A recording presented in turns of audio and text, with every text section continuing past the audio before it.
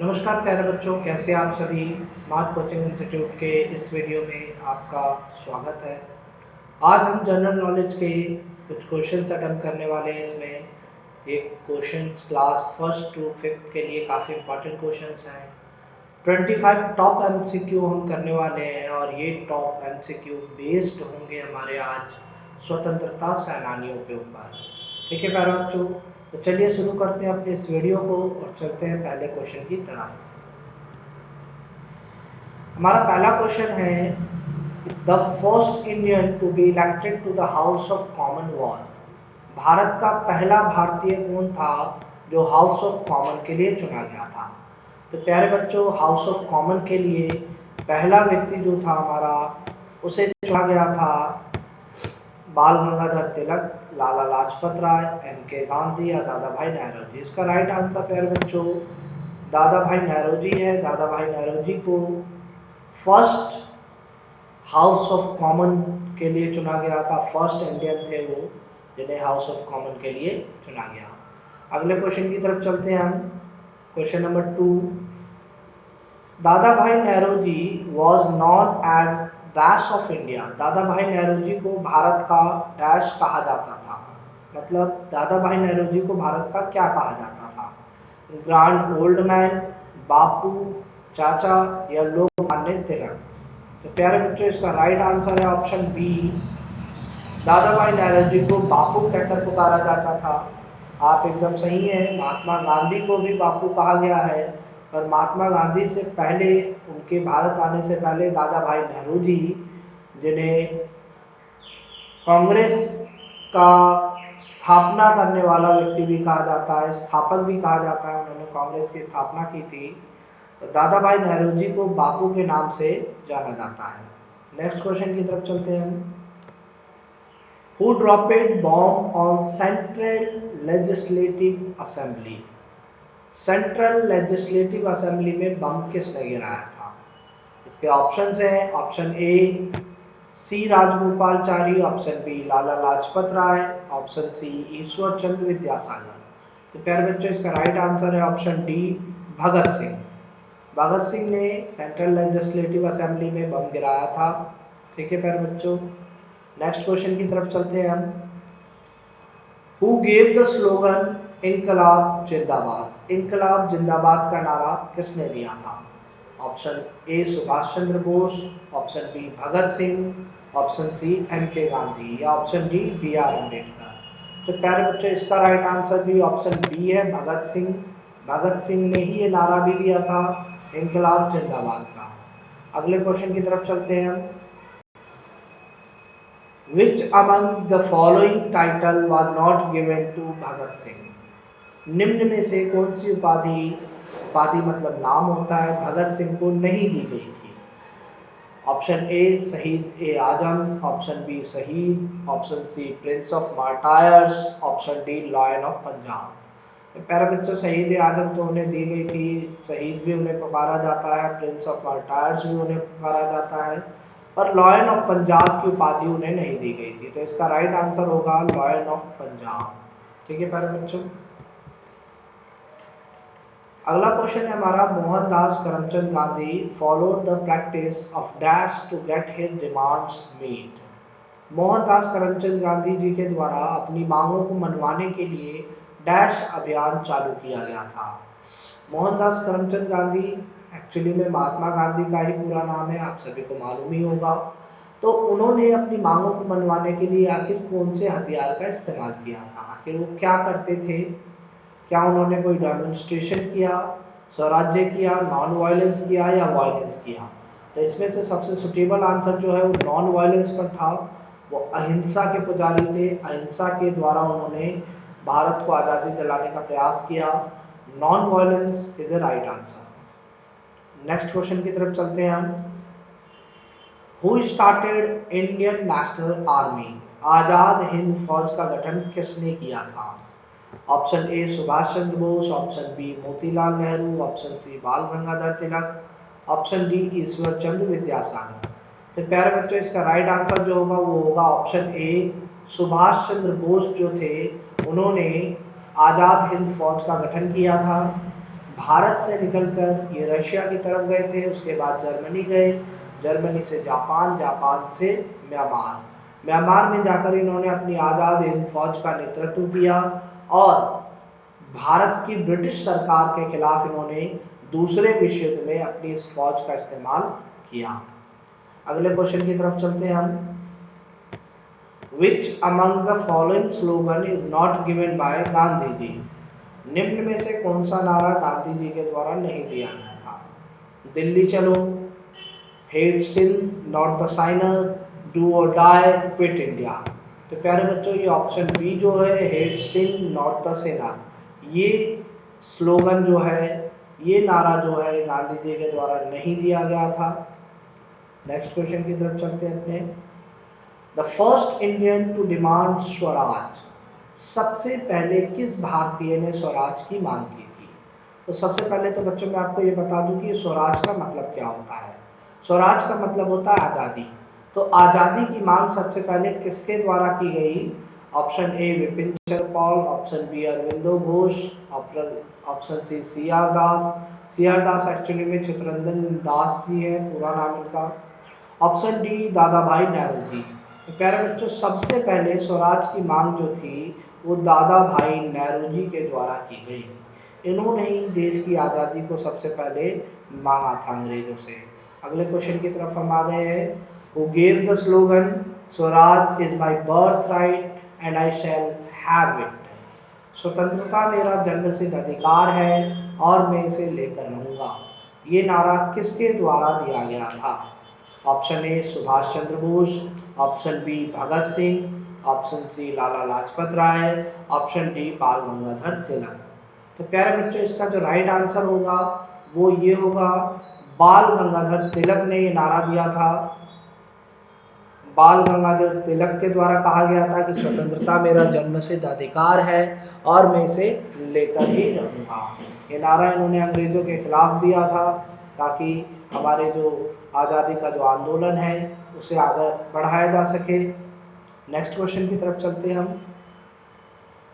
Question number 11, who was the mentor or political guru of Gandhi ji? Gandhi ji के राजनीतिक गुरु कौन थे? Option A Raja Ram Mohan Roy, option B Lala Lajpat Rai, option C Ishwar Chandra Vidyasagar, option D Gopal Krishna Gokhale.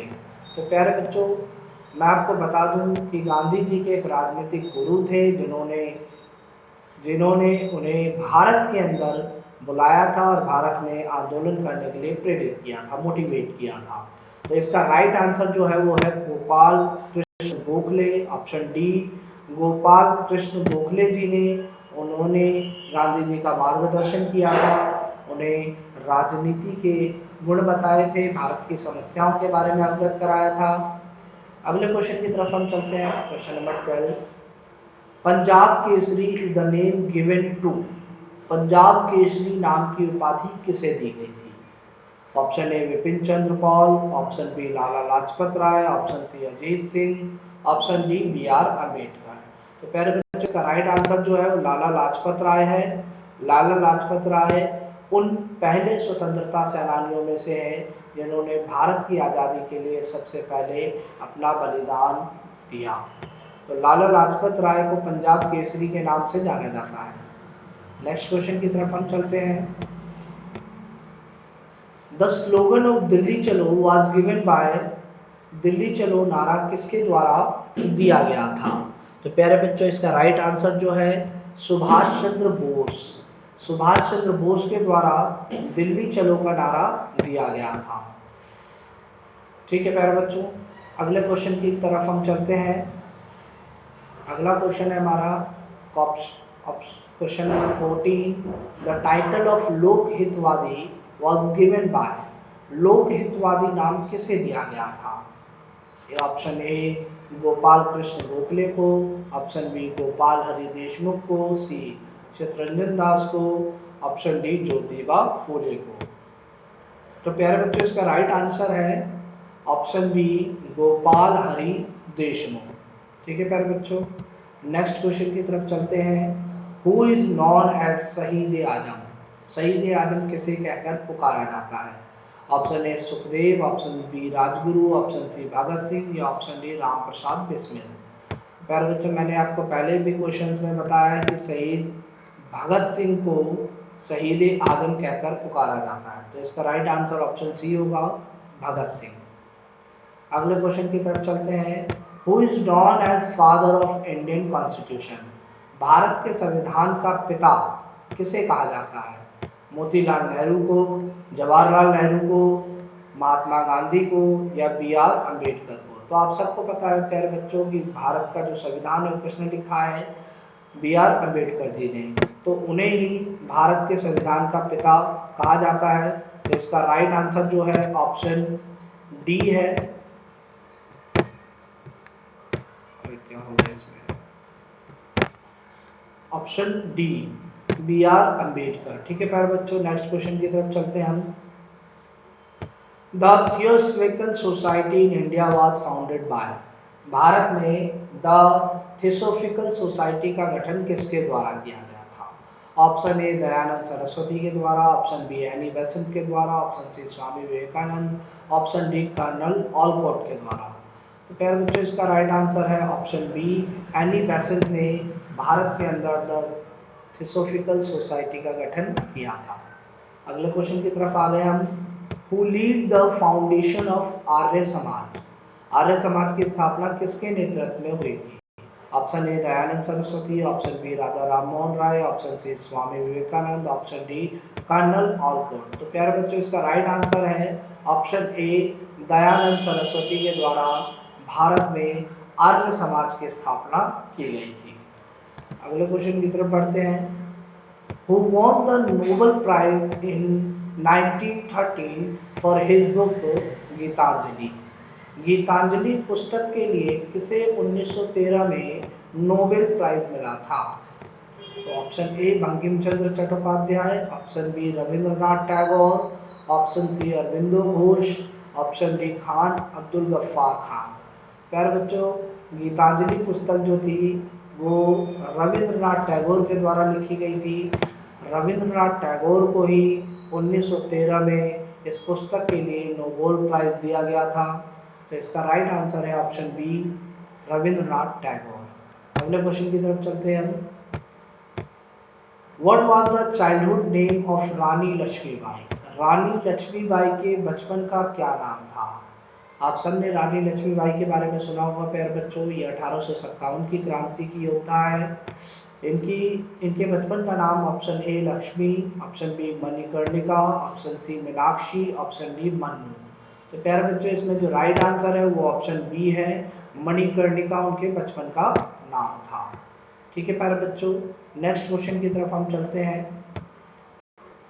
Who was popularly known as Baba Saheb? कौन से व्यक्ति बाबा साहेब के नाम से प्रसिद्ध थे? B R Ambedkar, Rabindranath Tagore, M K Gandhi या खान अब्दुल गफ्फार खान। तो प्यारे बच्चों, इसका राइट आंसर जो है ऑप्शन ए है, डॉक्टर बी आर अम्बेडकर को बाबा साहेब के नाम से जाना जाता है। अगला question. The slogan of give me blood and I shell give you freedom was given by? तुम मुझे खून दो मैं तुम्हें आज़ादी दूंगा नारा किसके द्वारा दिया गया था? ऑप्शन ए सुभाष चंद्र बोस के द्वारा, ऑप्शन बी भगत सिंह के द्वारा, option C Rajguru, option D Rani Laxmibai. तो प्यारे बच्चों, तुम मुझे खून दो मैं तुम्हें आज़ादी दूंगा, ये नारा सुभाष चंद्र बोस जी के द्वारा जब वो अपनी फौज का गठन कर रहे थे, आज़ाद हिंद फौज का, जब वो लोग मोटिवेट कर रहे थे म्यांमार में, उस समय ये नारा दिया गया था। सुभाष चंद्र बोस जी के द्वारा ये नारा दिया गया है। अगले क्वेश्चन की तरफ चलते हैं हम। Who was the first Indian woman to participate in India's freedom struggle? Bharat के स्वतंत्रता संग्राम में भाग लेने वाली पहली भारतीय महिला कौन थी?